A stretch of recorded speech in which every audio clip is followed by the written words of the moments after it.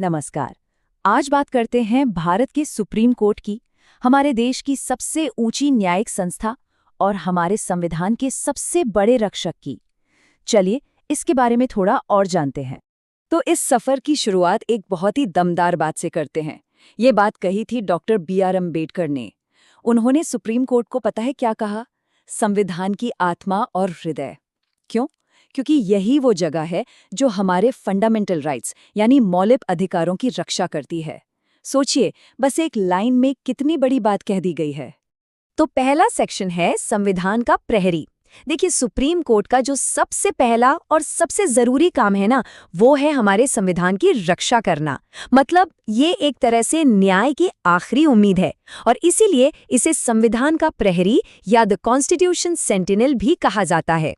अब सवाल ये उठता है कि ये आया कहाँ से? तो इसकी जड़ें हमारे संविधान में ही है।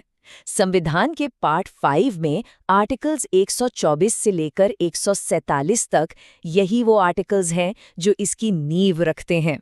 और फिर 28 जनवरी 1950 को सुप्रीम कोर्ट ऑफ इंडिया की औपचारिक शुरुआत हुई और तब से लेकर आज तक ये नई दिल्ली से पूरे देश के लिए न्याय का सबसे बड़ा प्रतीक है। चलिए अब अगले सवाल पर आते हैं। न्यायाधीश कौन है? मतलब इस इतनी बड़ी अदालत को आखिर चलाता कौन है?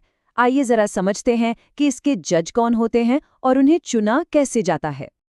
ये बात काफी दिलचस्प है। पता है, जब सुप्रीम कोर्ट शुरू हुआ था तो उसमें सिर्फ 8 जज थे, एक चीफ जस्टिस और 7 दूसरे जज, बस। और आज ये संख्या बढ़कर 34 हो गई है। जाहिर है, जैसे जैसे देश का काम बढ़ा, केस बढ़े, तो जजों की संख्या भी बढ़ानी पड़ी। अच्छा, तो सुप्रीम कोर्ट का जज बनना कोई बच्चों का खेल नहीं है। इसके लिए कुछ बहुत ही सख्त क्वालिफिकेशंस हैं।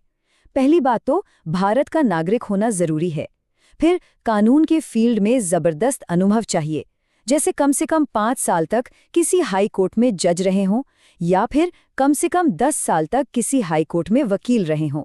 और एक और रास्ता है, अगर प्रेसिडेंट की नज़र में कोई बहुत ही बड़ा कानून का जानकार मतलब डिस्टिंग्विश्ड ज्यूरिस्ट हो तो उन्हें भी जज बनाया जा सकता है। और हाँ, सुप्रीम कोर्ट के जजों की रिटायरमेंट की उम्र होती है 65 साल। इस उम्र तक वो अपनी जिम्मेदारियां निभाते हैं। तो अब हम ये तो समझ गए कि जज कौन होते हैं। चलिए अब बात करते हैं न्यायालय की शक्तियों की। आखिर ऐसी क्या पावर्स है सुप्रीम कोर्ट के पास जो इसे इतना ज्यादा महत्वपूर्ण बनाती हैं? देखिए, कोर्ट की शक्तियां कई तरह की हैं जिन्हें हम जुरिस्डिक्शन कहते हैं। जैसे ओरिजिनल जुरिस्डिक्शन, जिसके तहत वो सीधे केंद्र और राज्यों के बीच के विवाद सुनते हैं। फिर है अपेलेट जुरिस्डिक्शन, मतलब निचली अदालतों के फैसलों के खिलाफ अपील सुनना। एडवाइजरी जुरिस्डिक्शन भी है, जिसमें वो प्रेसिडेंट को कानूनी सलाह देते हैं। और सबसे जरूरी रिट जुरिस्डिक्शन, जिसके बारे में हम आगे बात करेंगे, और ये एक कोर्ट ऑफ रिकॉर्ड भी है। लेकिन इन सब में से शायद जो सबसे बड़ी शक्ति है वो है जुडिशियल रिव्यू, यानी न्यायिक पुनरावलोकन। इसका मतलब बहुत सीधा सा है, अगर सरकार, चाहे केंद्र की हो या राज्य की, कोई ऐसा कानून बनाती है जो संविधान के मूल ढांचे के खिलाफ है, तो सुप्रीम कोर्ट के पास उसे रद्द करने की ताकत है। यही वो शक्ति है जो ये पक्का करती है कि कोई भी, यहाँ तक कि संसद भी, संविधान से ऊपर नहीं है। ये एक तरह का चेक एंड बैलेंस है। चलिए अब बात करते हैं उस भूमिका की जो हम सब आम नागरिकों से सीधे सीधे जुड़ी है, हमारे अधिकारों का रक्षक। सोचिए जरा, अगर किसी के मौलिक अधिकारों को, अ फंडामेंटल राइट को छीना जाए तो वो इंसान कहाँ जाएगा, किसके पास जाएगा? इसका जवाब है सीधे सुप्रीम कोर्ट। और ये अधिकार हमें देता है आर्टिकल 32। ये हर नागरिक को ये ताकत देता है कि वो सीधे सुप्रीम कोर्ट का दरवाजा खटखटा सके। ये कोई छोटी बात नहीं है, ये बहुत बड़ी ताकत है। और अधिकारों की रक्षा के लिए कोर्ट के पास 5 तरह के खास आदेश हैं, जिन्हें व्रिट्स कहते हैं। ये नाम शायद सुने होंगे: हेबियस कॉर्पस, मैंडेमस, प्रोहिबिशन, सर्टियोरी और क्वो वारंटो। ये रिट्स बहुत शक्तिशाली हैं। किसी को गैर कानूनी हिरासत से छुड़ाने से लेकर किसी सरकारी अधिकारी को उसका काम करने का आदेश देने तक ये सब कर सकते हैं। ये असल में नागरिकों के हाथ में दिए गए कानूनी हथियार हैं। और फिर आई एक और क्रांतिकारी चीज, पब्लिक इंटरेस्ट लिटिगेशन, जिसे हम सब PIL के नाम से जानते हैं। जस्टिस PN भगवती को इसका श्रेय जाता है। इसके आने से क्या हुआ?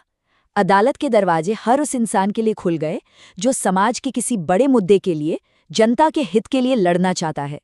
जरूरी नहीं कि उसका खुद का कोई सीधा नुकसान हुआ हो। ये एक बहुत बड़ा बदलाव था। अब आते हैं आखिरी सेक्शन पर, अंतिम व्याख्याकार, मतलब द फाइनल इंटरप्रेटर। ये समझना बहुत जरूरी है। आर्टिकल 141 साफ साफ कहता है कि सुप्रीम कोर्ट का जो भी फैसला होगा वो भारत की हर दूसरी अदालत पर बाध्यकारी होगा, मतलब सबको मानना ही पड़ेगा। आसान शब्दों में कहें तो सुप्रीम कोर्ट ने जो कह दिया वही देश का कानून बन जाता है, बात खत्म। अच्छा, अक्सर लोग सुप्रीम कोर्ट और हाई कोर्ट के बीच थोड़ा कंफ्यूज हो जाते हैं, तो फ़र्क क्या है? देखिए, फ़र्क बहुत सीधा सा है। सुप्रीम कोर्ट, जैसा कि नाम से ही जाहिर है, पूरे देश की सर्वोच्च अदालत है, एपेक्स कोर्ट, जबकि हाई कोर्ट किसी एक राज्य की सबसे बड़ी अदालत होती है। और इसी वजह से दोनों के रोल में, जजों की रिटायरमेंट की उम्र में, जो सुप्रीम कोर्ट के लिए 65 और हाई कोर्ट के लिए 62 है, और उनके काम के दायरे में भी फ़र्क होता है। तो ये सारी बातें हमें एक बहुत ही गहरे सवाल पर लाकर छोड़ देती हैं। संविधान का संरक्षक होना, ये सिर्फ एक इमेंस पावर है, एक शक्ति है, या फिर ये उससे कहीं ज्यादा एक बहुत बड़ी जिम्मेदारी है? इस पर सोचिएगा ऐसी जरूर। ही इंटरेस्टिंग वीडियो देखने के लिए वीडियो को लाइक करें, चैनल को सब्सक्राइब करें।